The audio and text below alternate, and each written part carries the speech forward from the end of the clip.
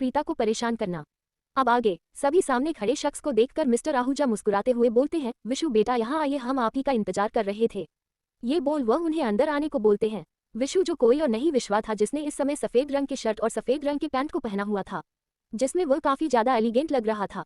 वह अपने काले चश्मे को अपने शर्ट के अंदर फंसाया था। एक अलग ही लुक उसे देखने पर थी। जब वह अंदर आता है तो रिया से सुरभि बोलती है, ये माँ जी के बहन के बेटे हैं। ये सुनते ही रिया मन में बोलती है, मैंने तो इन्हें भाई की कॉलेज फोटो में देखा था। वही विश्वा अंदर आता है और राधिका जी के सामने हाथ जोड़ते हुए बोलता है, नमस्कार मिसेज राजावत। ये सुनते ही राधिका बोलती है, सदा खुश रहिए और आपको भगवान सत्य की सद्बुद्धि दे। ये सुनते ही विश्वा बोलता है, सत्य का ही तो साथ देता हूँ, तभी तो इस राजनीति में कदम रख रहा हूँ और सत्य की वजह से है कितने लोगों को जेल के अंदर पहुंचाया है। ये सुनते ही राधिका के हाथों की मुट्ठी में कंस जाती है। श्वेता जब देखती है कि माहौल थोड़ा अलग हो रहा है तो वह उसे बुलाते हुए बोलती है, विश्वा आप पहले डिनर करिए, उसके बाद फिर बात विचार होगी। ये सुन विश्वा एक नज़र प्रीता को देखते हुए उसके बगल में चेयर पर बैठ टिश्यू पेपर से अपने हाथों को पोंछता है और उसके बाद बैठते हुए बोलता है, हम माँ जी आप सही बोल रही है, पहले खाना उसके बाद काम कोई दूजा। कुछ देर में सभी लोग डिनर शुरू करते हैं। वही प्रीता जैसे ही खाना खाने को होती है वैसे ही अचानक वो चिन्हुक सी जाती है, क्योंकि वह अपने हाथ को देखती है जिसे बगल में बैठे बाएं हाथ से विश्वा ने उसे पकड़ा हुआ था। ये देख प्रीता के माथे पर ठंडा पसीना आ जाता है और वह अपना हाथ छुड़ाने लगती है, पर विश्वा उसके इतने नजदीक बैठा था कि किसी का भी इस चीज पर ध्यान नहीं जाता। वहीं सामने बैठे शिल्पा बोलती है, क्या हुआ प्रीता, तू खाना क्यों नहीं खा रही है? प्रीता वह माँ वह उसकी हकलाने की आवाज सुन सभी लोग उसकी तरफ देखने लगते हैं। वही प्रीता एक नज़र विश्वा को देखती है जो चुपचाप अपना खाना खा रहा था, पर सामने तो ऐसे प्रिटेंड कर रहा था जैसे कुछ हुआ ही ना हो। पर विश्वा की यह हरकत सुरभि की नजरों से छुपी नहीं थी, पर वह कुछ भी नहीं बोलती। तभी वही प्रीता को कुछ ना बोलता देख कोई और कुछ बोलता तभी विश्वा अपने हाथ उसके हाथों से हटा लेता है। वही प्रीता उसके हाथ छोड़ते ही कैपते हुए हाथों से जल्दी से खाना खाने लगती है तो सभी ना में सिर हिलाते हैं। प्रीता की दिल की धड़कन बढ़ चुकी थी, तभी उसे अपने पैर पर फिर से विश्वा के हाथ फील होते हैं। ये होते ही प्रीता पूरे अंदर तक काम सी जाती है और उसके आंखों से एक बहुत आंसू लुढ़ककर नीचे गिर जाते हैं। वही टेढ़ी नजरों से विश्वा उसे ही देख रहा था और उसके चेहरे पर एक मिस्टीरियस स्माइल थी, पर वह ज्यादा परेशान नहीं करता और वह अपने हाथ हटा लेता है। बहुत मुश्किल पल था प्रीता के लिए। कुछ देर बाद सभी लोग डिनर कर वहां से उठते हैं और हॉल में जाकर बैठ जाते हैं। सभी कुछ देर तक सभी बातें करते हैं। उसके बाद दादी बोलती है, श्वेता बेटा अब हमें चलना चाहिए, रात काफी हो चली है। ये सुन कोई कुछ कहता तभी मिस्टर आहूजा भी वहां बैठते हुए बोलते हैं, अभी इतनी भी क्या जल्दी है, अरे बच्चे आए हैं, कम से कम उन्हें तो यहाँ रुकने दीजिए और आप लोग भी रुकिए। तभी कोई कुछ बोलता कि शिल्पा बीच में बोल उठती है, हाँ भाई साहब आप सही कर रहे हैं, श्रुति प्रीता तुम दोनों रुक जाओ, कल सुबह आना और मैं भी रुक जाती हूँ और पूजा तुम भी रुकी जाओ। तभी राधिका दांत पीसते हुए बोलती है, शिल्पा। ये देखते ही शिल्पा चुप हो जाती है। तभी राधिका उठते हुए बोलती है, बच्चों को यदि यहाँ रहना है तो हमें कोई प्रॉब्लम नहीं है, पर हमें इजाजत चाहिए। ये सुन कोई उन्हें ज्यादा जगह इंसिस्ट नहीं करता है। तभी राधिका रिया के पास जाती है जो अपना मुंह फेर कर खड़ी थी। राधिका उसके पास जाती है और रिया की गाल पर हाथ रखते हुए बोलती है, अच्छा लगा तुम्हें देखकर, अपने परिवार को इतना मान सम्मान देते देख हमें गर्व है कि आप हमारी बेटी है। ये बोल झुककर उसके माथे को चूम लेती है। रिया की आंखों से एक कतरा आंसू बहकर निकल जाता है। कुछ देर बाद सभी लोग वहां चले जाते हैं, सिर्फ प्रीता और श्रुति रह जाते हैं। प्रीता जाने की बहुत कोशिश की पर श्रुति ने उसे जाने नहीं दिया। अब श्रुति को क्या पता था कि प्रीता क्यों नहीं जाना चाहती है। वहीं कुछ देर बाद लगभग सभी लोग अपने अपने कमरे में जा चुके थे। रात के 9 बजे बज चुके थे। तभी अनिरुद्ध, रिया, सुरभि, पिंकी सभी लोग हाल में ही बैठे थे। वही पिंकी और श्रुति तो आपस में ही लगे हुए थे, पर वही रिया एकटक प्रीता को ही देख रही थी। तभी उसे न जाने क्या होता है, वह थोड़ा और पास जाकर अनिरुद्ध के पास बैठ जाती है और उसका हाथ पकड़ लेती है। ये देख अनिरुद्ध हैरानी से रिया को देखता है, पर रिया की नजरों को जब पीछा करता है तो वह एक गहरी सांस लेता है। वही प्रीता रिया की यह हालत देखकर मुस्कुरा देती है। उसके अंदर एक दर्द की लहर दौड़ जाती है। उसे इस समय आरू और प्रियांशु की बहुत याद आ रही थी, जो शायद उसका मूड बहुत जल्दी ठीक कर देते हैं। कुछ देर बाद प्रीता सुरभि से बोलती है, भाभी हम सभी को कहाँ रहना है, मुझे बहुत नींद आ रही है। ये सुनते ही सुरभि उठकर खड़ी होते हुए बोलती है, चलो मैं तुम्हें कमरा दिखाती हूँ। ये सुनते ही प्रीता चली जाती है। तभी पिंकी श्रुति से बोलती है, तुम मेरे साथ सोना। ये सुन श्रुति बोलती है, चलो तुम मुझे अपना कमरा दिखाओ। ये कह वह उसके साथ उसके कमरे की तरफ चली जाती है। वही बालकनी के ऊपर से हाल में विश्वा नीचे ही देख रहा था। वही लगभग धीरे धीरे सभी अपने कमरे में सोने जा चुके थे, पर प्रीता का मन पूरी तरह से बेचैन था। एक तो वह इंसान जो बेशर्मी से उसने उसे किस किया था, इस चीज को उसने भूलने के लिए बहुत समय लगाया। वह उसे एक सपना समझकर भूल जाना चाहती थी, पर वह इंसान उसके सामने आ गया और एक रिश्तेदार भी है। ऊपर से वह उसके साथ जो हरकतें कर रहा है, ये सब सोचते हुए उसका मन बेहद बेचैन था।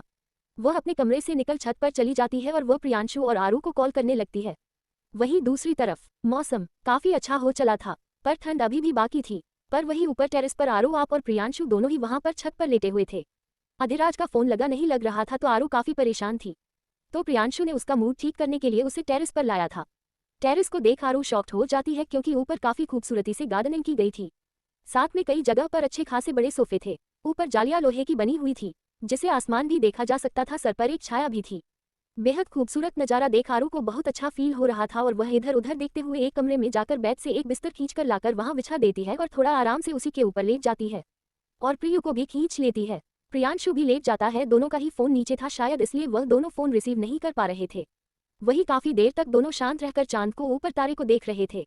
तभी प्रियांशु बोलता है, आरू आरू क्यों? प्रियांशु एक टक चांद को देखते हुए बोला, तू खुश तो है ना? ये सुन आरू उसकी तरफ सर करते हुए बोली, तुम्हें ऐसा क्यों लगता है कि मैं खुश नहीं हूँ? ये सुन प्रियांशु उसकी तरफ देख बोलता है, तेरा और भाई का रिश्ता जिस सिचुएशन से जुड़ा था वह अनएक्सपेक्टेड था और तेरा भाई के साथ वह भी कॉम्प्लिकेटेड मैन के साथ रहना उससे भी ज्यादा डिफिकल्ट था। आरू उसे देख बोली, प्रियु मैं बहुत खुश हूँ। प्रियांशु इतनी खुशी कि मैं तुम्हें बता नहीं सकती। ये कह उठकर बैठ जाती है और अपने घुटनों को मोड़ अपने हाथों को अपने गाल पर रखते हुए बड़ी प्यारी सी स्माइल के साथ बोलती है, तुम्हें पता है हमें नहीं पता था ये रिश्ता कैसे चलेगा। मुझे लगता था वह बहुत बुरे हैं, पर जब मैं उनके साथ रही तो मुझे फील हुआ वह उतने भी बुरे नहीं है। ये बोला प्रियांशु की तरफ देखती है और फिर उसके पेट पर अपना सिर रख लेते हुए और प्रियांशु का हाथ अपने बालों में डालते हुए बोलती है, तुझे पता है वह किसी के लिए चाहे जैसे भी हो पर मुझसे बहुत प्यार करते हैं, कभी भी हट करने के बारे में सोचते भी नहीं है। ये बोल वह प्रियांशु को देखती है जो उसे ही एकटक देख रहा था और उसके चेहरे की खुशी प्रियांशु के दिल में कुछ टूटता हुआ महसूस हो रहा था। तभी आरू बोलती है, तुम्हें पता है मैं नहीं जानती थी कि प्यार क्या होता है, पर मैंने उन्हें जाना, उन्हें महसूस किया तो मुझे महसूस हुआ कि जो इंसान किसी की इतनी करीब आ गया हो कि अब उसे किसी और के पास जाना भी ये दिल बर्दाश्त नहीं कर पाएगा।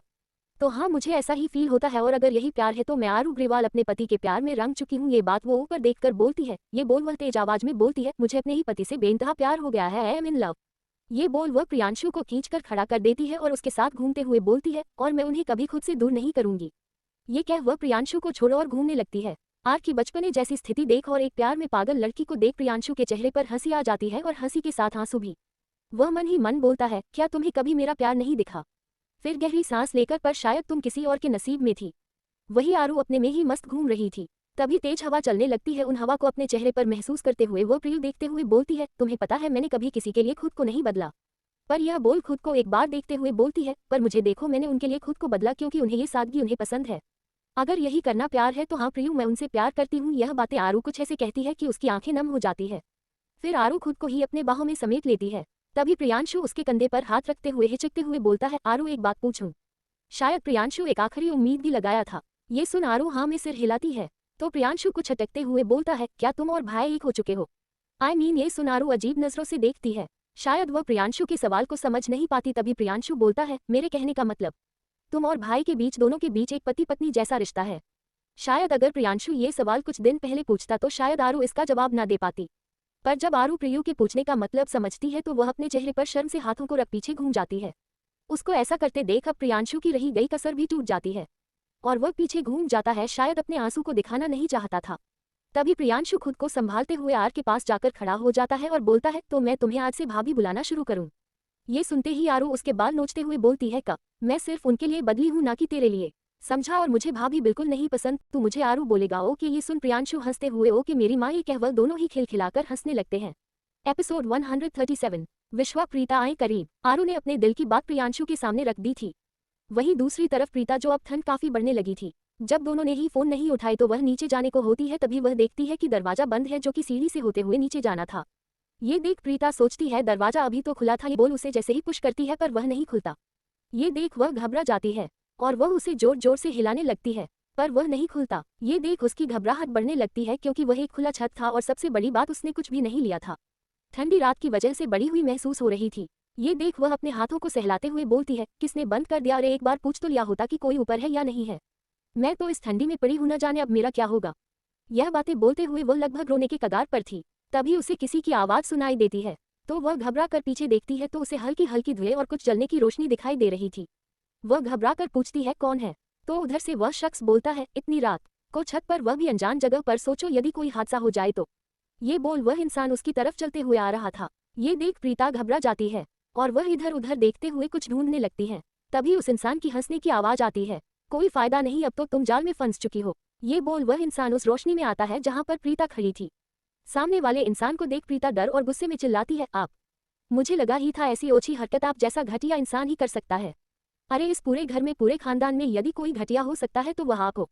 ये बोलते हुए वह लगातार पीछे जा रही थी। सामने खड़ा विश्वा जो छत पर आया था पर वहां पर प्रीता को देख उसे डराने का सोचता है और वह ऊपर से छत लॉक कर देता है।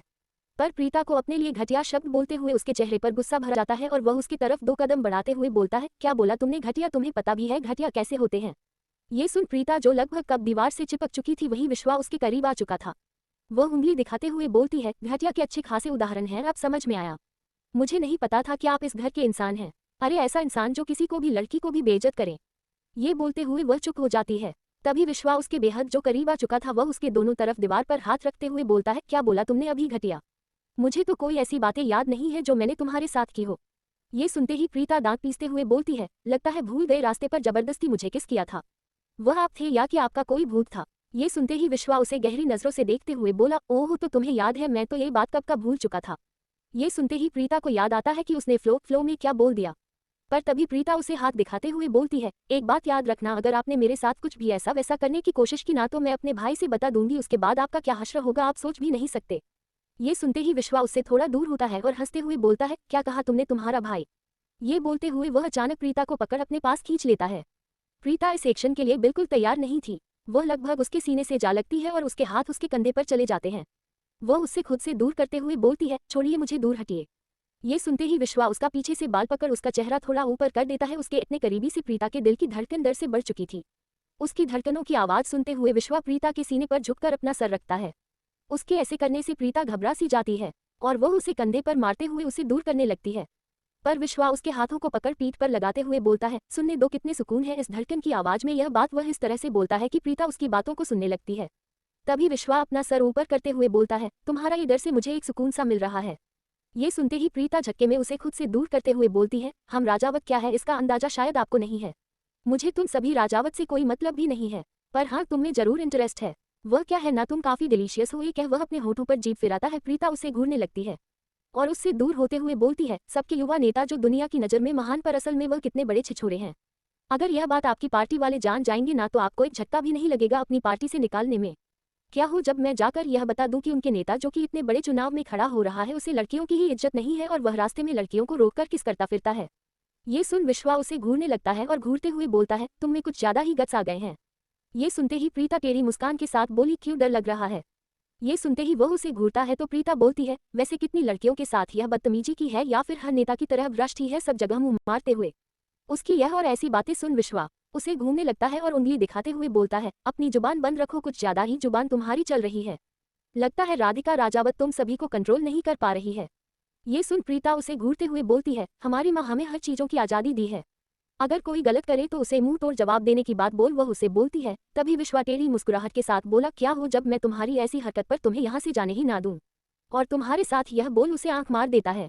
ये देख प्रीता को एक पल के लिए डर लगता है पर अगले ही पल बोलती है, पर कुछ करने से पहले यह मत भूलना कि सभी को चिल्ला चिल्ला कर बताऊंगी और इज्जत की धज्जियां उड़ाऊंगी। ये सुनते ही विश्वा उसे झटके से पकड़ दीवार से लगा देता है और उसके हाथों में हाथ जकड़ते हुए उसे दीवार से सटाते हुए बोलता है, तुम्हें पता है मुझे ज्यादा बोलने वाले लोग बिल्कुल नहीं पसंद। एपिसोड 138, आरू का दर्द, अधिराज का मकसद, राधिका का आरू के प्रति प्यार।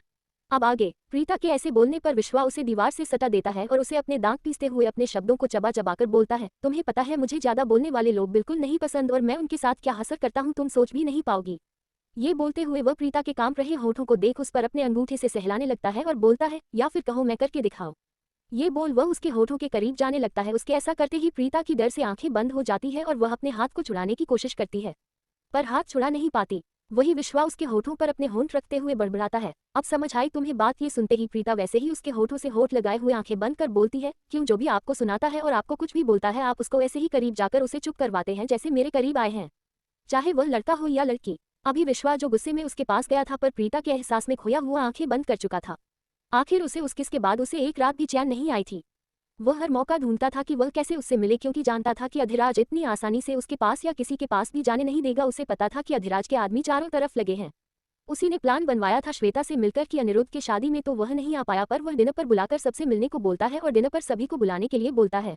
उसे उम्मीद तो नहीं थी पर प्रीता भी आई थी और उसका मिशन सक्सेस हुआ था। पर अब ये बोलने पर कि वह चाहे लड़का हो चाहे लड़की हो इसी तरह से सबको किस करता है वह उससे दूर हो जाता है और उसे घूरने लगता है। उसके दूर होते ही प्रीता जो अपनी धड़कनों को रोकी हुई थी वह तुरंत उसे खुद से दूर धकेल देती है। विश्व खुद को संभाल नहीं पाता और पीछे गिरने को होता है कि वह वही दीवार पर एक हाथ रखता है और गुस्से में जैसे उसके पास जाता है वैसे ही दरवाजा खटखटाने की आवाज आती है। ये होते ही वह घबरा सी जाती है और देखने लगती है। तभी विश्वा के चेहरे पर स्माइल आ जाती है। वह मुस्कुराते हुए दरवाजा खोलने के लिए आगे बढ़ता है तो प्रीता की आंखें बड़ी हो जाती है और उसका पीछे से हाथ पकड़ बोलती है, प्लीज दरवाजा मत खोलिए। ये सुनते ही विश्वा आईब्रो ऊपर करते हुए बोला, क्यों तुम्हें मेरे ही साथ यहाँ रात बितानी है, अभी तो तुम्हें जाने की बड़ी जल्दी थी। यह सुनते ही प्रीता को गुस्सा आने लगता है। वह और कुछ बोलती तभी विश्वा उसका हाथ झटकते हुए दरवाजा खोल देता है। प्रीता डरकर अपनी आंखें बंद कर लेती है। लोग देखेंगे तो क्या सोचेंगे, ये सोच वह आंखों बंद कर लेती है। सामने अनिरुद्ध था, वह वहां पर आते हुए बोलता है, तुम इतनी रात को यहाँ क्या कर रही हो? श्रुति मेरे पास गई थी कि तुम अपने कमरे में नहीं थी, इसलिए उसने मुझे तुम्हें खोजने को कहा। ये सुन वह हकलाते हुए कुछ बोलने को होती है तभी अनिरुद्ध बोलता है, इतनी रात को अकेले छत पर तुम्हें डर नहीं लगता? चलो नीचे। ये सुन प्रीता अपनी नजरें इधर उधर कर देखती है तो वहां पर कोई नहीं था। ये देख गहरी सांस लेती है तभी अनिरुद्ध पूछता है, किसे देख रही हो? ये सुन प्रीता बोली, किसी को तो नहीं, मैं नीचे जाती हूँ। और नीचे चली जाती है तो ही अनिरुद्ध भी एक नजर देख वहां से चला जाता है। वही छत से नीचे वाली बालकनी में विश्वा कूद चुका था और उससे होते हुए वह अपने कमरे की बालकनी की तरफ जा चुका था। वही अंदर जाते हुए वह अपने बिस्तर पर लेटकर आंखें बंद कर प्रीता के उस एहसास को महसूस करने लगता है। जब दोनों के होठ इतनी करीब थे, उसके चेहरे पर टेढ़ी मुस्कान आ जाती है और वह बोलता है, तुम्हें मेरे पास आना ही होगा। अनिरुद्ध जब अपने कमरे में जाता है तो रिया बिस्तर पर बैठी अपने बुक पढ़ रही थी। उसे आते हुए देख वह टोंट मारते हुए बोलती है, क्या हुआ, बड़ी जल्दी आ गए अपने माशुका से मिलकर? अनिरुद्ध जानता था प्रीता इस घर में आई है तो वह उसके टॉपिक को जरूर छेड़ेगी, पर वह उसे इग्नोर कर वहां बिस्तर पर जाकर लेट जाता है और कंबल ओढ़ते हुए बोलता है, मेरा इस समय दिमाग बिल्कुल भी डिस्टर्ब मत करो। दिन भर थक कर आता हूँ, यह नहीं कि पति से उसके बारे में थोड़ी उसकी हाल चाल पूछ ले बस ताने। ये कह वह आंखें बंद कर लेती है। वही रिया उसे घूरते हुए बोलती है, जब सवाल का जवाब ना होना तो लोग ऐसे ही बातें बनाते हैं। अनिरुद्ध बोलता है, अगर ऐसी ही बात है तो मैं भी तुमसे पूछ सकता हूँ कि तुम बाहर जाती हो तो अपने आशिक से जरूर मिलती होगी। ये सुनते हैं रिया बुक लगभग पटकते हुए बोलती है, अच्छा तुम्हें क्या लगता है कि मैं बाहर गुलछर्रे उड़ाने जाती हूँ? अनिरुद्ध बोरियत से सांस लेते हुए बोला, यही तो मैं तुमसे कह रहा हूँ कि तुम्हें क्या लगता है मैं एक शादीशुदा मर्द होते हुए भी और जिसकी वाइफ इतनी ज्यादा खूबसूरत है वो किसी और के पास जाएगा? ये कह वह रिया को खींच लेता है तो रिया उसी के ऊपर गिर जाती है। टिया को तो पहले समझ नहीं आता पर जैसे ही अनिरुद्ध की बात समझ आता है ना जाने क्यों उसके गाल लाल हो जाते हैं और फिर भी गुस्से में उसे देखते हुए बोलती है, तुम। अनिरुद्ध उसे खुद के नीचे कर अब दोनों के ऊपर कंबल डाल उसके सीने पर कर रख लेते हुए बोलता है, नींद आ रही है यार, सोने दो। ये बोल उसके हाथ अपने बाल में रख के आंखें बंद कर लेता है। रिया ना चाहते हुए उसके बालों में उसके हाथ चलने लगते हैं। थोड़ी देर में अनिरुद्ध की आंखें लग जाती है। अनिरुद्ध हमेशा ही रिया पर अपना हक जमाता था, धीरे धीरे ही सही पर रिया को उसकी आदत होने लगी थी, इस बात से वह अनजान थी। अभी वह चाहती तो उससे दूर जा सकती थी पर वह भी अपनी आंखें बंद कर लेती है। अगली सुबह अधिराज की फार्म हाउस पर आरू की नींद प्रियू के उठाने पर उठी थी। प्रियांशु और वह दोनों ही छत पर सो चुके थे। जब उसकी नींद खुलती है तो वह इधर उधर देखती है तो वहां पर उसे कोई नहीं दिखता तो वह खुद से ही बोलती है, क्या देवल वापस नहीं आए? ये सोच ना जाने क्यों उसे बहुत तकलीफ होती है और वह उठकर नीचे चली जाती है और फ्रेश होकर आती है तो प्रियांशु बोलता है, आरू नाश्ता कर लो, वैभव भाई का मैसेज आया था हमें घर पर चलने के लिए। ये सुन आरू को बहुत बुरा लगता है क्योंकि उसने सोचा था कि वह यहाँ पर कुछ दिन अधिराज के साथ रहेगी, पर वह अपने फीलिंग को दबा लेती है पर कुछ नहीं कहती है। दोनों ही वहां से घर के लिए चले जाते हैं। ऐसे ही 2 दिन निकल जाते हैं पर नहीं उसे अधिराज का कॉल आया था, नहीं वह घर पर आया था। आरू कॉलेज जाने लगी थी और घर वापस आती तो वह थोड़ी सी शांत रहने लगी थी, यह बात सभी को देख रही थी। शाम हो चली थी, आरू अपने रूम में बालकनी में ऐसे ही बैठी हुई थी, उसकी आंखें रोने से लाल थी। तभी उसे प्रीता बुलाने के लिए आती है तो आरू उसके साथ नीचे खाना खाने के लिए चली जाती है। खाना खाती है तभी उन्हें टीवी पर फिर से एक आवाज आती है जिसमें कि न्यूज़ एंकर बोल रहा था, फिर से एक बुरी मौत। कहा जाता है कि यह एक बिजनेस की बॉडी है और इसके चारों तरफ ब्लैक आई गैंग के आदमी देखे गए हैं। आखिर ब्लैक आई गैंग का लीडर यह कौन है आदमी जो लोगों को इतनी बुरी मौत देता है? सभी की सभी न्यूज़ को देख रहे थे पर आरू जब ये सब सुनती है तो उसकी दिल की धड़कन बढ़ चुकी थी। वह उठकर अपने कमरे में चली जाती है जहां पर उसका मोबाइल पहले से ही बज रहा था। वह फोन को रिसीव करती है तो उधर से फिर से उस आदमी की वह आवाज होती है, क्या हुआ आरू सिंह राजावत, आपने मौत की खबर देखी या नहीं? ये सुनते ही आरू बोलती है, आप कहना क्या चाहते हैं? ये सुनते ही वह आदमी बोलता है, कहना बस मैं यही चाहता हूँ कि इस मौत के पीछे तुम्हारे पति या फिर तुम्हारे इस राजावत खानदान के लोग हैं। आरू क्या सबूत है कि ये सब इस परिवार ने किया है? ये सुन वह आदमी थोड़ी गुस्से में बोला, कैप्टन मैंने आपको इसी सबूत के लिए वहां भेजा है और रही बात आप जरा बताइए क्या आपके पति पिछले 2 दिन से कहा है? इसका कुछ पता है आपको? ये सुनते ही आरू चुप हो जाती है पर अगले ही पर बोलती है, पर उसके यहाँ न रहने का मतलब ये तो नहीं ना कि वह किसी का खून करेंगे। ये सुन वह आदमी बोलता है, मुझे लगता है कि आपको इतना ज्यादा प्यार हो गया है अपने पति से कि आपको कुछ दिखाई नहीं दे रहा। क्या मैंने इस मशीन के लिए आपको चुनकर गलती की? पर कोई बात नहीं, मैं तुम्हें इस मिशन से हटा ही देता हूँ। ये बोल वह कुछ और बोलता तभी आरू उसे रोकते हुए बोलती है, चीफ ऐसी कोई बात नहीं है। ऐसी बात करने के लिए मैं आपसे सॉरी चाहती हूँ पर मुझे विश्वास है कि उन्होंने ऐसा नहीं किया। और रही बात आखिर यह सब कौन कर रहा है, मैं इसका पता लगाने के लिए तैयार हूँ। आप मुझे कुछ समय दीजिए। ये सुन उधर से वह आदमी बोलता है, क्या सच में आप अपना ईमानदारी से काम करेंगे? ये सुन आरू थोड़ी जोश भरी आवाज में बोलती है, इसमें कोई शक नहीं है, मैं अपना काम ड्यूटी पूरी ईमानदारी से निभाऊंगी, चाहे उसके लिए कोई भी हो, और मैं ये काम इसलिए भी करना चाहती हूँ ताकि मैं आपको प्रूफ करूँ कि हमारे फैमिली का है, इसमें कोई भी इन्वॉल्वमेंट नहीं है। वही आरू काफी देर तक वैसे ही बैठी रहती है। फिर वह अपना मोबाइल उठाती है और अधिराज के नंबर देखकर उसे कॉल करने लगती है। पिछले 2 दिन से वह लगातार कॉल कर रही है पर अधिराज कॉल रिसीव नहीं कर रहा था।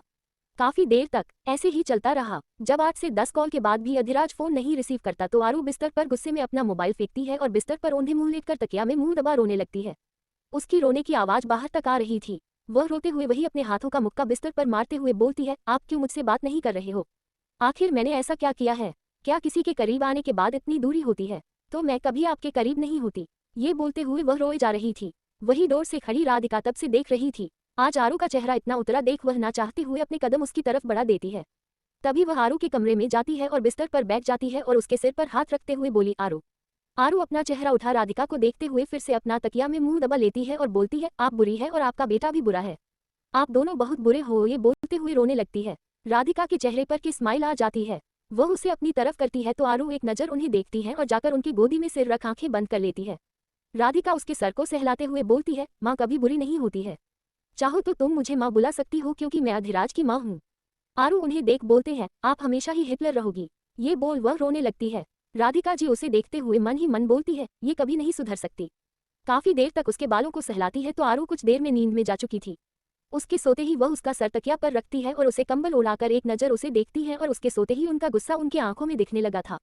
वह तुरंत बाहर निकलती है और अपने फोन से अधिराज को कॉल करने लगती है। वही अधिराज जो एक बड़ी सी चेयर पर बैठा था, अपने हाथ में न जाने कितनी सिगरेट और शराब पी चुका था। वह अपने सामने चमक रही आवाज मोबाइल का सुन रहा था। वह आरू का इतना दिन से इतना कॉल देख रहा था पर उसके आंखों से इस समय पता नहीं लगाया जा सकता था कि वह सोच क्या रहा है। वही उसके पीछे खड़ा भैरवी इतने दिन से सब कुछ देख रहा था। वही जब राधिका का फोन आता है तो अधिराज जिसकी नजरें सिर्फ मोबाइल पर टिकी थी उसके चेहरे पर टेढ़ी मुस्कान आ जाती है और वह टेढ़ी नजरों से भैरव को देखता है। तभी अधिराज फोन को रिसीव कर उसे स्पीकर पर करता है तो उधर से राधिका थोड़ी तेज आवाज आती है, अधिराज कहाँ है आप? ये सुनते ही अधिराज बोलता है, बहुत देर लगा दिया आपने मिसेज राधिका सिंह राजावत कॉल करने में। राधिका गुस्से में बोलती है, लगता है आप तमीज भूल गए हैं, इसलिए तो कैसे बात करनी चाहिए आपको ये भी नहीं पता और आप ही भूल रहे हैं कि आपकी एक पत्नी घर में है जो आपका इंतजार कर रही है और उसे इंतजार में ना जाने कितनी आंसू बहा चुकी है। ये सुन अधिराज कुछ पल रुकता है और फिर भारी आवाज में बोलता है, यह शादी आपने करवाई थी माँ और मेरे हिसाब से मैं ना भी रहूं तो आप उसका अच्छे से ख्याल रख सकते हैं। ये सुनते ही राधिका गुस्से में बोली, अधिराज क्यों कर रहे हैं आप ऐसे? ये सुनते ही अधिराज बोलता है, मैं क्यों कर रहा हूँ आपको भी पता है, आपको वो मुझे दे दीजिए जो चीज़ मैं जानना चाहता हूँ, उसके बाद मुझे कोई आपत्ति नहीं है और मैं आपकी बहू के पास वापस लौट आऊंगा।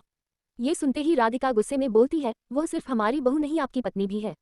ये सुनते ही अधिराज बोलता है, हमने उससे शादी किस मकसद से की थी, शायद आप ही भूल गई है माँ। ये सुनते ही राधिका गुस्से में अपना और गुस्सा दबाते हुए बोलती है, अधिराज आपकी शादी को इतने महीने हो गए हैं, क्या अभी भी आप ये रिश्ता मेरी वजह से निभा रहे हैं? ये सुन अधिराज चुप हो जाता है पर फिर बोलता है, मैं इस रिश्ते को निभा रहा हूँ जितना आप चाहती थी। यहाँ तक कि हम दोनों काफी करीब आ चुके हैं जैसा कि आपने कहा था। अगर आप कहें तो मैंने उस रात की न जाने कितनी फोटो खींची है जब मैं और आपकी बहू दोनों हद से ज्यादा करीब आ चुके हैं। ये सुनते ही राधिका गुस्से में बोलती है, मुझे सच में कभी लगता है कि आप इतनी जिद्दी क्यों हैं? ये सुनते ही अधिराज बोलता है, क्योंकि मैं आपका बेटा हूँ। ये सुन राधिका एक गहरी सांस लेकर बोलती है, ठीक है आप जो चाहते हैं वह हो जाएगा, पर पहले आप घर वापस आइए। ये सुनते ही अधिराज के चेहरे पर एक तिरछी मुस्कान आ जाती है और वह बोलता है, और इस बात की कैसी गारंटी दे सकती है आप? क्या अपनी वादे से मुकरेंगी? ये सुन राधिका बोलती है, आपको भी पता है कि मैं अपने वादे से नहीं मुकर सकती। ये बोल फोन कट कर देती है। वही अधिराज भैरवी को देखकर बोलता है, तो क्या कहा था तुमने कि मैं पता नहीं कर पाऊंगा कि वह कहाँ पर है? पर अफसोस मैंने पता कर लिया। ये बोल उसके चेहरे पर एक तिरछी स्माइल थी। वही अधिराज अपने मन में बोलता है, जान तुम्हें इतनी तकलीफ देने के लिए आई एम सॉरी, पर यह जरूरी था क्योंकि मुझे उस शख्स तक पहुंचना बहुत जरूरी है और उसके लिए तुम्हें इतना तो हट होना ही था। एपिसोड 139। अगली सुबह आरू की जब आंखें खुलती है तो सुबह के 8 बजे बज चुके थे। वह आंखें खोल ऊपर सीलिंग को देखती है। तभी उसे पिछली रात का वाकया याद आता है तो उसके चेहरे पर एक हल्की सी मुस्कुराहट आ जाती है और वह खुद से बोलता है, सासू मैया इतनी भी बुरी नहीं है। ये बोल उठकर बैठ जाती है और वॉशरूम जाकर शावर लेकर वह क्लोजेट रूम में जाकर व्हाइट जीन्स और व्हाइट टॉप, उसके ऊपर एक ब्लैक जैकेट जिसमें वह बेहद खूबसूरत लग रही थी। वह अपने बालों को कंघी करती है तो उसकी नज़र अपने बाल पर जाती है तो वह हल्की सी सिंदूर लगा बालों का मैसी बन बनाते हुए खुद से कहती है, बहुत शौक है ना आपको मुझसे दूर जाने का, अब आप मेरे पास आना भी चाहेंगे ना तो मैं आपको बिल्कुल नहीं आने दूंगी। ये बोल मुंह बनाती है और वहां से चली जाती है। नीचे जाती है तो सभी लोग ब्रेकफास्ट के लिए बैठे थे। ये कह वह नीचे आते हुए बोलती है, यानी कि आज मैं लेट नहीं हुई। यह बोल बैठते हुए बोलती है, वैसे प्रीता तूने आज क्या बनाया है? ये सुन प्रीत कुछ बोलती है कि हमेशा की तरह उनकी माँ यानी कि शिल्पा टपक पड़ती है। हाँ हाँ प्रीता, बताओ तुमने महारानी साहिबा के लिए क्या बनाया है? जरा अपने 56 भोग का नाम तो बताओ और वह उसे ग्रहण करें। उनकी यह बात सुन प्रीता उन्हें देखने लगती है और वही आरू एक नज़र उन्हें देख अपनी चील आवाज में बोलती है, हाँ प्रीता बताओ तुमने मेरे लिए क्या क्या बनाया है? वह क्या है ना, यदि तुम्हारे डिश में कोई कमी होगी तो मैं अपनी छोटी काकी सासू से बोलेगी, वह मेरे लिए बना देंगी 56 भोग। अब घर की बड़ी बहू तो मेरा कहना तो इतना लोग मानेंगे ही। ये सुन शिल्पा तमतमा उसे ताने देते हुए, हाँ क्यों नहीं, बड़ी बहू तो हो पर सिर्फ बहू बनकर, पति का तो कहीं अता पता ही नहीं है और तुम्हें अपनी जिंदगी ऐशो आराम से जीने से फुर्सत ही नहीं है। न जाने ऐसे क्या तुम्हारे में तुम्हारी सासू माँ ने देख लिया और तुमसे शादी कर ली, नहीं तो तुम जैसी लड़की को कोई पूछता भी नहीं। ये सुन आरू उन्हें घूरने लगती है और घूरते हुए बोलती है, अच्छा सच सच बताए छोटी सासू माँ, कहीं ऐसा तो नहीं कि मैंने आपका कुछ बहुत कीमती चीज चुरा लिया है जो मुझे हमेशा ताने मारती रहती है? नहीं बताए मैं कौन से आपके हीरा जेवरात चुराया है जो आपके तो ताने मेरे से शुरू होता है और मेरे से ही खत्म होता है। वैसे आपने पूछा ना मैं किसी लायक हूँ, देखिए ना एक मैं ही हूँ जिस पर आप अपनी यह जुबान चला सकती है और यहाँ कोई ऐसा नहीं है। तो मैं हूँ ना काम की चीज। ये सुन शिल्पा, जो उसको बिल्कुल पसंद नहीं आ रहा था आरू के पास हर बात का जवाब होता था, वह आरू को हमेशा तोड़ना चाहती थी, पर शायद वह इस मामले में नाकामयाब हो जाती थी। वही राधिका चुपचाप खाना खा रही थी और उसके चेहरे पर एक कुटिल सी मुस्कान थी। वही विक्रम जी धीरे से उसकी तरफ झुकते हुए बोले, तुम्हारी बहू तो हमारी सोच से भी ज्यादा सवा शेर है। ये सुन राधिका उनकी तरफ देखते हुए बोली, मुझे शेरनी चाहिए था ना कि कोई भींगी बिल्ली। ये सुन विक्रम जी मुस्कुरा देते हैं। वही प्रीता जो ये सब कब से देख रही थी, वह आरू को उठाते हुए बोलती है, चल हमें लेट हो रहा है, मैं एक्स्ट्रा खाना अपने बैग में रखा है, तू रास्ते में भी खा लेना और जाकर टिफिन भी कर लेना। वह क्या है ना कि मेरा मूड अब खाने का नहीं है। कभी कभी मैं सोचती हूँ कि मैं इनकी पेट से कैसे जन्म लिया। ये बोल आरू को खींच कर लेकर निकल जाती है और शिल्पा का तो मुंह खुला देख रह जाती है और वह बदबदाते हुए बोलती है, मेरी बेटी को भी इसने मेरे खिलाफ भड़का दिया, पहले मेरे बेटी को अब बेटी को भी। ये सुन दादी अपना निवाला खाते में बोलती है, तुम्हारी जुबान और तुम्हारी कड़वापन तुमको तुम्हारी बेटी से दूर किया है। बेटा पहले ही दूर हो चुका है। सोचो जब तुम्हारे खुद के बेटे और बेटी और पति ही तुम्हें नहीं पूछेंगे, तुम्हारी यहाँ इज्जत ही क्या रह जाएगी। इसलिए कहा जाता है जुबान हमेशा सोच समझकर खोलना चाहिए। ये सुन शिल्पा भी अपना हाथ पटकती है और वहां से चली जाती है। उसके जाते ही दादाजी बोलते हैं, हमें समझ में नहीं आता आखिर हमने क्या सोचकर इन्हें अपनी बहू बनाया था, पूरे घर का माहौल ही खराब करके रखा है। ये सुन अमन बोलता है, पापा उसकी तरफ से मैं माफी मांगता हूँ। ये सुनते ही धीरेन्द्र जी बोलते हैं, बेटा माफी तो मैं चाहता हूँ, जबरदस्ती मैं तुम्हारी शादी इस औरत से करवाया। ये सोचकर कि छोटे परिवार से है तो घर परिवार को संभालना अच्छे से जान पाएगी, पर मुझे नहीं पता था ये तो हमेशा घर तोड़ने की कगार पर आती है। तुमने मुझे बार बार कहा कि तुम्हें शादी नहीं करनी। अपने पापा को गिल्टी फील होते देख अमन उठकर जाता है, उनके हाथों पर हाथ रखते हुए बोलता है, पापा आपने हर किसी के लिए अच्छा किया है और रही बात सबकी अपनी अपनी नसीब होती है। जबान से कड़वी है चाहे जैसी भी है, पर है तो मेरी पत्नी ना। आप ही बोलते हैं ना, जिम्मेदारी अपनी जगह होती, रिश्ता अपनी जगह, एक न एक दिन उसे भी समझ आएगा। ये सुन धीरेन्द्र जी हाँ में हिलाते हैं। वहीं दूसरी तरफ आरू कॉलेज पहुंच चुकी थी। उसने और सभी ने अपनी क्लास पीरियड ली, उसके बाद सभी अपने लंच पर बैठे हैं और सभी एक साथ वहां पर बैठते हैं। तभी प्रियांशु प्रीता से पूछता है, प्रीता तूने हमें उस दिन इतना कॉल किया था और अभी तक बताया नहीं क्यों, क्या कोई बात है? ये सुन प्रीता को उस दिन विश्वा की हरकत याद आती है तो वह हकलाते हुए बोलती है, नहीं ऐसी कोई बात नहीं है। ये सुन सभी उसे बुरी तरह से घूरते हैं। तभी श्रुति बोलती है, तुम्हें पता है हम रिया दीदी के यहाँ गए थे, मैडम छत पर न जाने क्यों अकेली खड़ी थी, अनिरुद्ध जीजू ने उन्हें खींच कर लाया। ये सुन सभी उसकी तरफ देखते हैं जैसे सभी के मन में सवाल हो। तभी आरू पूछती है, सच सच बताओ बात क्या है? प्रीता श्रुति को घूरते हुए बोलती है, तुम सभी को पता है ना इसे बड़ा चढ़कर बात करने की आदत है। ये कह उसके सिर पर एक चपत लगाते हुए बोलती है, ऐसी कोई बात नहीं है, मैं सिर्फ हवा खाने के लिए गई थी, मुझे क्या पता था लोग मुझे खोजने लगेंगे। ये बोलते हुए वह मन ही मन बोलती है, इन सभी को यदि उसके बारे में बताया तो जरूर आरू जाकर उस इंसान का मुंह तोड़ेगी और वैसे भी रिया दीदी पहले से ही मुझसे नाराजगी में बैठी हुई है, ना जाने क्यों, और यदि उनका रिश्ता टूटा तो फिर से मेरे ऊपर ब्लेम डालेंगी। यह सोच वह गहरी सांस लेती है, पर वही आरू और प्रियांशु एक दूसरे को देखते हैं जैसे मन ही मन बोल रहे हो, इससे तो हम उगलवा कर रहेंगे कि आखिर माजरा क्या है। तभी वहां पर सौम्या और बरखा भी आ जाती है और शिवम भी अपने में ही मस्त चले बाइक से लेते हुए कहीं खोए हुए आ रहा था। तभी शिवी की नजर शिवम पर जाती है, जो उनकी तरफ न आते हुए वह आगे जाकर खोए हुए ही अंदाज में बैठ जाता है। ये देख सभी एक दूसरे को देखते हैं। तभी आरू बोलती है, इस उल्लू के पट्टे को क्या हो गया, आज भांग लेकर घूम रहा है। ये सुन उठती है और जाकर शिवम के पीठ पर एक धमक्का मारती है तो शिवम हड़बड़ा कर उठ जाता है। तभी आज कमर पर हाथ रखते हुए बोलती है, तुम इतना कहाँ खोए हो? ये सुनते ही शिवम अपने पीठ को सहलाते हुए बोला, लोमड़ी तो इतना जोर से मारने की क्या जरूरत थी? ये सुन आरू बोलती है, तुम मुझे कोमा में जाते हुए देख रहे थे, सोचा कि कहीं तुम वहां पहुंच ना जाओ, इससे पहले ही तुम्हें एक झटका देकर खींच लूं। ये सोच शिवम उसे घुरता है और जाकर उन सभी के पास चेयर पर बैठते हुए बोलता है, यार मुझे ऐसा लगता है मेरा सब कुछ छीन गया है। ये सुनते ही सभी उसे अजीब नजरों से देखते हैं। तभी प्रियांशु अपना चाउमीन खाते हुए बोलता है, तेरा क्या छिन गया? ये सुनते ही शिवम कुर्सी पर टेक लगाते हुए अपने दिल पर हाथ रखते हुए बोलता है, यार मुझे लगता है मेरा दिल किसी ने छीन लिया। ये सुनते ही प्रियांशु के तो गले में चाउमीन अटक जाता है। वह बोलता है, तुझे क्या किसी गैंग ने पकड़ कर ले गया था और ऑपरेशन करके तेरा दिल निकाल दिया? ये सुन शिवम से घूरते हुए बोला, नकारा लड़का मेरे दिल का मतलब, मुझे ऐसा लगता है किसी लड़की ने मेरे दिल को छीन लिया। अरे यार, मेरे कहने का मतलब कि मेरा दिल उसके पास है। नहीं नहीं, मेरे कहने का मतलब उसका दिल मेरे पास आ गया है। हे भगवान, मैं क्या बोल रहा हूँ? ये बोल अपना सिर पकड़ लेता है। उसकी बात सुन सभी एक दूसरे को देखते हैं और फिर जोर जोर से हंसने लगते हैं। तभी बरखा बोलती है, बेवकूफ, ये बोलो ना कि तुम्हें किसी लड़की से दिल लग गया। ये सुन शिवम बोलता है, हाँ वही। ये सुन प्रीता बोलती है, तुम्हारा तो हर दिन ही लड़कियों से दिल लगता है। ये सुन शिवम सीरियस होकर बोलता है, यार इस बार सच्ची वाली फीलिंग है। उससे मिलते ही जैसे एक हवा सा महसूस होने लगा, ऐसा लग रहा था जैसे दिल की घंटी बजने लगी। बारिश होने लगी, पूरा कॉलेज हवा में तहस नहस होने लगा, सुनामी सा आ गया। और यदि उस सुनामी में कोई खड़ा था तो सिर्फ मैं, और वह उसकी ऐसे बेतुकी और फिल्में भरी बातें सुन सभी उसे अजीब नजरों से देखते हैं। तभी सौम्या बोलती है, तो ये भी बता दो, ऐसी कौन लड़की है जो इतने बड़े कॉलेज का तहस नहस करवा दी? ये सुन शिवम अपने चेहरे पर हाथ रख शर्माने का नाटक करते हुए बोलती है, यार बड़ी क्यूट है। मैं क्या ही बताऊं, फर्स्ट सेमेस्टर में आई हुई है। कितनी खूबसूरत है उसकी आंखें, उसके होंठ, उसके गर्दन, उसकी कमर। वह इससे ज्यादा कुछ बोलता है तभी बगल में आरू उसका हाथ जोर से मरोती है तो वह जोर से चिल्लाता है। तभी आरू बोलती है, तुझे बताऊं, कुछ ज्यादा ही लड़की की बॉडी पार्ट को नहीं निहार लिया। सीधे सीधे बताना उसका नाम क्या है, उसका चेहरा कैसा है? ये सुन शिवम अपन हाथ छुड़ा सहलाते हुए बोला, यार मुझे नाम नहीं पता। ये सुनते ही जैसे सभी उसे बुरी तरीके से घूरते हैं। तभी श्रुति उठकर खड़ी होती है और अपने स्लीव ऊपर करती है। वही हाल प्रियांशु का था, वही हाल आरू का था। बेचारी प्रीता, बरखा और सौम्या सिर्फ शिवम की सलामती की दुआ कर सकती थी, क्योंकि शिवम जो कब से उन सभी को एक लड़की के नाम पर पकाया जा रहा था और उसे उसका नाम तक नहीं पता।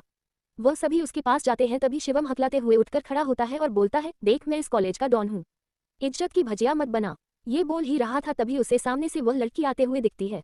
ये देखते ही उसकी आंखें बड़ी हो जाती है। वह उन सभी को कुछ बता पाता तभी प्रियांशु उसके टांग फंसा उसे नीचे गिरा देता है। उसके बाद तीनों ही उसके ऊपर अपने हाथ और पैर साफ करने लगते हैं। तभी उधर से वह लड़की जो अपने फ्रेंड के साथ अपने आंखों के चश्मे को ठीक करते हुए आ रही थी और उसके साथ उसकी एक फ्रेंड, वह उस तरफ मेरने की आवाज सुन बोलती है, अरे ये तो वही सीनियर है ना, जब हम आए थे तो वह हमारे रैगिंग कर रहे थे और तुझे कैसे घूर घूर कर अजीब अजीब सवाल पूछ रहा था।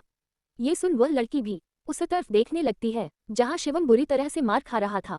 वह बेचारा अपना चेहरा छुपाने की कोशिश कर रहा था ताकि वह लड़की उसका चेहरा ना। तभी वह लड़की मुस्कुराते हुए बोलती है, हाँ ये तो वही है, अच्छा हुआ सुबह में परेशान कर रखे थे, यही होना चाहिए ऐसे लोगों के साथ। ये कह वह चली जाती है, पर जाते जाते हुए चश्मे वाली लड़की एक बार फिर से पीछे देखती है और फिर चली जाती है। वही शिवम को जी भर के कुटने के बाद तीनों ही जाकर चेयर में बैठकर गहरी गहरी सांस लेने लगते हैं। वही शिवम रोते हुए बोलता है, कमीने दोस्तों, साला मेरी इज्जत की धज्जियां तुम सबको उस लड़की के सामने निकालनी थी। ये सुनते ही सभी उसकी तरफ देखते हैं। तभी वह जाती हुई लकड़ी की तरफ इशारा करते हुए बोलता है, ये वही है और उसके सामने तुम सभी ने मुझे कुटा। ये कह वह अपना चेहरा छुपा रोने लगता है। ये देख सभी फिर से एक दूसरे को देखते हैं और जोर जोर से हंसने लगते हैं। आरू घर पर जितना ही परेशान रहती थी, कॉलेज में वह उतनी ही खुश रहती थी। तभी उन सब की नजर काव्या पर पड़ती है। ये देख प्रीता आवाज लगाती है, काव्या दी। ये सुनते ही काव्या उन सब की तरफ देखती है और मुस्कुराते हुए उन सब के पास आती है। तभी आरू छोटू सा मुंह बनाते हुए बोलती है, काव्या दी आप एक बात बताए, आप शादी में आई थी और वह भी कुछ देर के लिए और फिर आप चली गई, ऐसा क्यों? ये सुनते ही काव्या के चेहरे के भाव थोड़े चेंज हो जाते हैं, पर वह फिर खुद को संभालते हुए बोलती है, ऐसी बात नहीं है, शादी में सभी लोग बिजी थे और मैंने तुमसे पहले ही कहा था मैं ज्यादा देर नहीं रुक पाऊंगी। ये सुन प्रीता उसे खींचकर बैठाते हुए बोलती है, ये बताया आप कॉलेज क्यों नहीं आ रही थी? ये सुनते ही काव्या बोलती है, यहाँ पर तुम सभी के कंपटीशन का काम खत्म हो गया और उसके बाद मुझे यहाँ पर अपने पेमेंट क्लियर करवाने आना था। ये सुन बरखा बोलती है, क्यों अब आप यहाँ पर नहीं रहेंगी? ये सुन काव्या बोलती है, मेरा काम इतना तक ही था, बाकी जब भी कॉलेज में फंक्शन पड़ेगी मैं ही आऊंगी, सभी को गाइड करने पर मुझे प्रॉपर जॉब तो ढूंढना पड़ेगा ना। ये सुनते ही कुछ सोचते हुए प्रियांशु बोलता है, आप डांसर से ही रिलेटेड जॉब ढूंढेंगी ना? ये सुन काव्या बोलती है, नहीं, डांसर तो मेरा पैशन था पर मैं एक डिजाइनर आर्ट हूँ, यानी कि मैं उसी के बेस पर पढ़ाई की है। ये सुनते ही प्रियांशु के दिमाग में कुछ आता है और वह बोलता है, ओके। कुछ देर सभी आपस में बात करते हैं और फिर अपने अपने क्लास के लिए चली जाते हैं। वहीं दूसरी तरफ शाम हो चली थी। रिया अपना काम पूरा कर बाहर आती है क्योंकि आज ज्यादा वक्त ज्यादा नहीं था। वह ड्राइवर को कॉल करती है ताकि वह उसे लेने के लिए आ जाए, क्योंकि वह 1 घंटा पहले ही खाली हो चुकी थी। तभी वह धूप को देखते हुए जाकर एक जगह छांव में खड़ी हो जाती है। तभी उसे फील होता है कि कोई पीछे है। वह कुछ करती तभी कोई उसे पकड़कर एक गलियारे में लेकर जाता है। रिया घबरा सी है, पर तभी सामने खड़े इंसान को देख वह खुद को छुड़ाने लगती है। सामने कोई और नहीं राहुल था। वह उसे होठों पर उंगली रखते हुए उससे दूर होते हैं बोलता है, चिल्लाना मत, ये बोल उसकी मुंह पर से हाथ हटाता है। रिया गहरी सांस लेती है और वह राहुल को देखते हुए थोड़े गुस्से में बोलती है, राहुल की क्या तरीका है किसी को ऐसे पकड़ने का? ये बोल अपनी कमर पर से हाथ हटाने लगती है। ये देख राहुल बोलता है, यार मैं तुम्हें सभी के सामने पकड़ूं पर तुम ही हो जो मुझे पास नहीं आने देती हो। ये बोल उसके पास आते हुए बोलता है, कितने दिन हो गए हमें मिले हुए, तुम्हारे घर आ नहीं सकता, तुम बस यहीं पर आती हो और कहीं बुलाने पर तुम आती नहीं तो मुझे यही आना पड़ेगा ना। ये बोल वह उसके करीब आने लगता है और उसके गाल को चूम लेता है। ना जाने क्यों रिया को उसकी छुवन कुछ अजीब सी लगती है। ये सो वह उससे खुद से थोड़ी झटके में दूर करते हुए बोलती है, राहुल ये पब्लिक प्लेस है और मैं पब्लिक प्लेस में ऐसा कुछ नहीं करना चाहती जिससे मेरा या मेरे से रिलेटेड किसी का नाम बदनाम हो। ये सुन राहुल के हाथों की मुठियां कस जाती है और वह उसके पास आते हुए बोलता है, अच्छा ठीक है मैं चला जाऊंगा। पर यह बोल उसके चेहरे को हाथों में पकड़ बोलता है, पर तुम खुश हो रिया। रिया उसे अजीब नजर से देखती है। तभी राहुल बोलता है, तुम तो अपने पति के साथ खुश से रह रही हो, पर मैं तुम्हारी याद और प्यार में तड़प रहा हूँ। आखिर मैं क्यों रिया। ये सुनते ही रिया चुप हो जाती है। शायद राहुल को रिया को अपने कंट्रोल में करने का यही तरीका आता था। तभी राहुल बोलता है, रिया लगता है तुम अपने मकसद से भटक रही हो। तुमने इस बीच मुझसे एक बार भी कांटेक्ट नहीं किया। हमें उन सभी लोगों से बदला लेना है जिन्होंने हमें अलग किया। ये सुन रिया उसी को देखती रहती है। तभी राहुल बोलता है, मेरी बात तुम समझ रही हो ना। ये सुन रिया राहुल को देखते हुए हाँ में सिर हिलाती है। तो राहुल बोलता है, तुमने मुझे जो कॉपी भेजा था वह तो एक रफ कॉपी थी पर मुझे उसकी ओरिजिनल कॉपी चाहिए। ये सुनते ही रिया उसकी तरफ थोड़ी अजीब नजरों से देखती है और बोलती है कि मेरे लिए मुश्किल था राहुल, उस समय घर पर कोई नहीं था पर अब इस समय घर पर हर कोई है, मैं कैसे ये काम करूंगी। तो राहुल उसे समझाते हुए बोलता है, देखो सिर्फ ये काम कर दो, उसके बाद मैं तुम्हारा अनिरुद्ध से रिश्ता तोड़वाने में हर कोशिश करूंगा। मेरे चाचू भी इसमें मेरा साथ देंगे। ये सुन रिया कुछ नहीं कहती। राहुल उसके गाल पर किसकर वहां से जा चुका था। रिया उसे जाते हुए देखे रहती है और वापस मुड़कर अपने गाल को पोंछते हुए राहुल की कई बातों को सोचती है। ना जाने क्यों उसे आज एक अलग बेचैनी हो रही थी। जब उसने अनिरुद्ध से दूर जाने की बात की तभी उसकी नज़र सामने खड़ी कार और उससे टिककर खड़े इंसान पर पड़ती है जो अपने मोबाइल में कुछ देख रहा था। ये देख वह उसे देखने लगती है। तभी सामने जो अनिरुद्ध की नज़र जब रिया पर पड़ती है तो वह उसे देखते हुए उसे अपने आईब्रो उचकाता है। तो वह उसके पास जाती है और बोलती है, तुम यहाँ पर। ये सुन अनिरुद्ध बोलता है, क्यों मैं यहाँ, कोई प्रॉब्लम। ये बोल दरवाजा खोल देता है। रिया बिना कहे अपने सीट पर बैठ जाती है। अनिरुद्ध भी अपनी सीट पर बैठ गाड़ी को ड्राइव कर भगा देता है। पूरे रास्ते रिया कुछ सोच रही थी और बीच बीच में सिर्फ अनिरुद्ध को देखे जा रही थी। ये देख अनिरुद्ध बोलता है, ऐसे देखने की जरूरत नहीं है, मैं यहाँ पर रीति से मिलने आया था पर वह पहले ही जा चुकी थी इसलिए सोचा तुम्हें भी लेते चलूं। ये सुनते ही रिया उसे मुट्ठी बांध घूरने लगती है। इस बात से अनजान अनिरुद्ध अपने में ही अपनी बातें किए जा रहा था। शाम हो चली थी, सभी के घर वापसी थी। रात को राजावत विला में सभी अपनी डिनर कर ही रहे थे। तभी अचानक डोर बेल बजती है तो काका जाकर डोर खोलते हैं। डोर खुलते ही सामने खड़े शख्स को देख आरू जो खाना खा रही थी उसके हाथ रुक जाते हैं। सामने अधिराज था जिसने इस समय ब्लैक रंग की शर्ट और ब्लैक कलर के पेंट अपने हाथ में एक लेजर लिए सीढ़ियों से अपनी रूम की तरफ जा रहा था और जाते हुए बोलता है, काका खाना लगा देना, बहुत जोरों की भूख लगी है। ये बोल चला जाता है। वही आरू की आंखों में आंसू आ जाता है। एपिसोड 140। डेविल आप मुझे हट कर रहे हैं। अब आगे अधिराज का आना और उसे बिना देखे चले जाना आरू को बहुत हट कर जाता है। पर वह अपने इमोशन और अपने आंसू किसी को नहीं दिखाती और वह चुपचाप खाना खा रही थी। वही राधिका एक नज़र आरू को देखती है तो फिर उसकी नज़र दादी पर जाती है और वह दादी को कुछ इशारा करती है तो दादी हाँ में सिर हिलाती है। कुछ देर के बाद सभी डिनर कर अपने अपने कमरे में चले जाते हैं। वही प्रीता आरू से बोलती है, तू चलेगी हमारे साथ स्टडी करने। ये सुन आरू कुछ बोलती तभी दादी बोलती है, प्रीता आप सभी लोग अपने कमरे में जाए, हमें और उसे कुछ बात करना है। दरअसल कुछ दिन से सभी एक साथ बैठकर स्टडी कर रहे थे। अब इस ग्रुप स्टडी में उन सभी का मन भी लगता था। वही प्रियांशु एक नज़र आरू को देख वहां से चला जाता है। तभी दादी आरू से कुछ कहती कि उन्हें मोहन जाता हुआ दिखता है। तो दादी मोहन काका को आवाज लगाते हुए बोलती है, मोहन जरा इधर आना। मोहन उनके पास जाते हुए बोला, जी बड़ी मालकिन। ये सुनते ही दादी बोलती है, आप खाना यहीं रख दीजिए और आप भी जाए अब आराम करिए। ये सुन मोहन काका कुछ कहते तभी दादी उन्हें आंख दिखाती है तो वह लाचारगी से वहां से चले जाते हैं। वही आरू पूछती है, क्या हुआ दादी, कुछ काम है। ये सुन दादी आरू के सर पर प्यार से हाथ रखते हुए बोली, बेटा पिछले कुछ दिनों से देख रहे हैं आप बहुत मायूस लग रही है और कहीं ना कहीं मैं इसकी वजह जानती हूँ। ये सुन आरू उन्हें देखने लगती है तो दादी उसका हाथ पकड़ वही डाइनिंग चेयर पर बैठते हुए बोलती है, आप कितनी ज्यादा चुलबुली है और कितनी मस्ती करते हैं, किसी भी गलत को बर्दाश्त नहीं करती है। आपकी यही हरकत हमें पसंद है और आपकी सासू माँ को भी शायद यही वजह था कि उन्होंने आपको अधिराज के लिए चुना। आरू उनकी बातों को ध्यान से सुन रही थी। तभी दादी बोलती है, नहीं तो बेटा दुनिया में किसी भी लड़कियों की कमी नहीं थी, पर उन्हें कुछ तो आप में लगा होगा तभी तो उन्होंने आपको चुना। उनकी यह बातें सुन आरू भी सोच में पड़ जाती है और यह सच भी था कि आखिर जो बात बात पर उन्हें डांटती है, कॉलेज में पनिशमेंट दिलवाती है, हर जगह उसकी मस्ती की वजह से उसको लोग तरह तरह की बातें बोलते हैं, वह इंसान अपने घर की बड़ी बहू क्यों बनाएंगी। तभी दादी बोलती है, बेटा और हम ये भी जानते हैं कि आपकी मायूसी के कारण कहीं ना कहीं अधिराज है। ये सुनते ही आरू की आंखों में आंसू आ जाता है। दादी बोलती है, बेटा अगर अधिराज ने कुछ ऐसा किया है तो आप उनसे लड़िए, झगड़िए, उनके पास रहकर अपना गुस्सा दिखाइए, पर उनसे दूर मत जाए, उनकी गलती का एहसास करवाए। रही बात वह आपके पति है, आपका हक है उससे लड़ना, उन्हें आप 4 बातें भी सुना दीजिए। वह आपके पति है। 2 लोगों के बीच कोई तीसरा बोलेगा तो परिवार में और अपनों में खटास आ जाती है। पर आप अपने रिश्ते को बेटा संभालना सीखिए। आपकी पहली जिम्मेदारी आपके अपने पति से होकर जाती है। आपका उन पर हक है। अपने परिवार और अपने पति के प्रति अपनी जिम्मेदारी कभी मत भूलिएगा। आरू उनके गले लग जाती है और उनके गले लगते ही बोलती है, दादी आप बहुत प्यारी हो। आज आपने मेरा दिल हल्का कर दिया। मैं सच में डिस्टर्ब थी। तभी यादी बोली, और मुझे ये चुपचाप शांत रहने वाली आरू बिल्कुल नहीं पसंद। मुझे तो अपनी लड़ाकू विमान ही अच्छी लगती है, यह मायूस और रोनी सूरत वाली नहीं। आरू के चेहरे पर मुस्कान आ जाती है और वह उन्हें देखकर कहती है, मैं अपने दादी की बातों को अपने सर से भी ऊपर रखूंगी। ये बोल हंस देती है और दादी से बोलती है, तो फिर मैं चलूं। ये सुन दादी उसे घूरती है तो आरू मुस्कुराते हुए खाने की थाली लिए अपने कमरे की तरफ बढ़ जाती है। वही राधिका अपने रूम के डोर से सब कुछ देख रही थी। वही दादी राधिका को देख आंखों से इशारा करती है और फिर अपने कमरे की तरफ चली जाती है। वही अधिराज अपने रूम में उसको सोफे पर कब से बैठा हुआ था और अपने मोबाइल में कुछ कर रहा था। तभी रूम का डोर खुलता है और वह बोलता है, काका इतनी देर लगती है खाना लाने में। उसकी इतनी तेज आवाज में एक पल के लिए आरू सहम जाती है, पर फिर वह खाना लेकर आगे जाने लगती है। वही अंदर बढ़ते कदम से अधिराज को आरू के पायलों की आवाज से समझ आ जाता है कि यह आरू है। वही आरू उस दिन के बाद अधिराज के सामने पहली बार जा रही थी। ना जाने क्यों वह अंदर ही अंदर थोड़ी सहमी सी थी। वह अधिराज का सामना करना उसके लिए थोड़ी सी शर्म सी आ रही थी। तभी वहां जाकर खाना उसके बगल में रखती है और वहां से जाने लगती है। अधिरा एक नजर आरू को देखता है तो उसे देखता ही रह जाता है। आरू ने इस समय एक पीच कलर का लॉन प्लाजो सूट पहना हुआ था और उसने अपने बाल इस समय खुले छोड़े थे। उसके बाल जो स्ट्रेट थे उसके चारों तरफ बिखर रहे थे, जिससे उसकी खूबसूरती और भी ज्यादा खूबसूरत लग रही थी। आज आरू किसी बच्चे से अलग थोड़ी बड़ी दिख रही थी, इसमें उसकी खूबसूरती और निखर रही थी। अधिराज उसे एकटक देख रहा था। तभी आरू खुद को संभालते हुए बोलती है, दादी ने आपके लिए खाना भिजवाया है, खा लीजिएगा। ये बोल चली जाती है। अधिराज सिर्फ उसे देखता ही रहता है, या फिर यह भी कहा जा सकता है उसे घुरता रह जाता है। पर फिलहाल में खाना खाना था तो वह खाना खा रहा था। वही आरू कमरे से निकलकर अपने डोर के बाहर ही दीवार से टिककर खुद की सांसों को कंट्रोल कर रही थी। उसे अधिराज की नजरें और भी ज्यादा अपने ऊपर महसूस कर वह खुद को रोक नहीं पाती है। उसे काफी ज्यादा शाय फील हो रहा था। वह वहां से चली जाती है। वहीं आरू की परछाई को अधिराज खाते हुए देख चुका था और उसके चेहरे पर एक मुस्कान थी।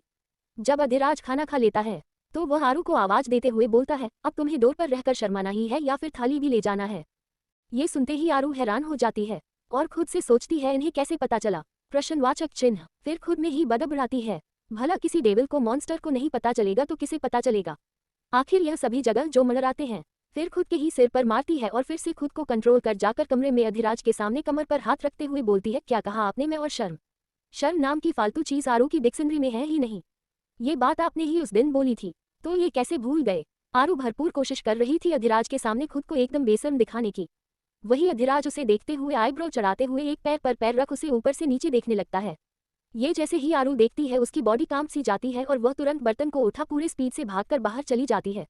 अधिराज जो कब से खुद को कंट्रोल किया था, उसकी हंसी निकल जाती है। आज न जाने कितने समय बाद अधिराज के चेहरे पर इतनी खुलकर हंसी आई थी। आरू उसे काफी ज्यादा क्यूट लग रही थी और मासूम भी। उसके चेहरे की हालत और शर्म देख अधिराज खुद को हंसने से रोक नहीं पाता। उसके हंसी की आवाज बाहर आरू के भी कान में जाती है और ना चाहते हुए भी उसके भी चेहरे पर मुस्कुराहट आ जाती है। ये बहुत ऑकवर्ड मोमेंट था। वह किचन में जाकर बर्तन को वॉश बेसिन में रख देती है, पर तभी वह देखती है कि किचन पूरी तरह से साफ है, क्योंकि रात को ही सारे बर्तन और किचन साफ करके रखा जाता था। ये देख वह जाकर बेसिन में उस बर्तन को धोने लगती है। कुछ देर तक तो वह किचन में ही रहती है। वही अधिराज भी उसका ही इंतजार कर रहा था, पर वह अभी तक नहीं आई थी। 10 से 15 मिनट बीत चुका था। अधिराज नीचे जाने को होता है कि उसका कॉल आता है तो बालकनी में जाकर बात करने लगता है। वही आरू खुद से ही सोचती है, अगर मैं नहीं गई तो ये सोचेंगे कि मैं शर्मा रही हूँ। नहीं आरू भूल मत, तू कौन है? ये सोच आरू खुद को फिर से मजबूत कर रूम में जाती है, पर उसके दिल की धड़कन बढ़ी हुई थी। वह रूम में जाती है तो वहां पर अधिराज नहीं था। ये देख उसके चेहरे पर एक चैन सुकून आता है। तभी उसे अधिराज बालकनी में खड़ा किसी से बात करते हुए दिखता है।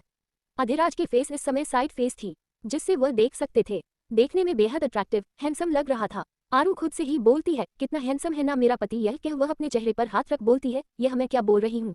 जल्दी कर, नहीं तो ये शेर तुझे छोड़ेगा नहीं, तुझे पूरा मेमना बनाकर रखेगा।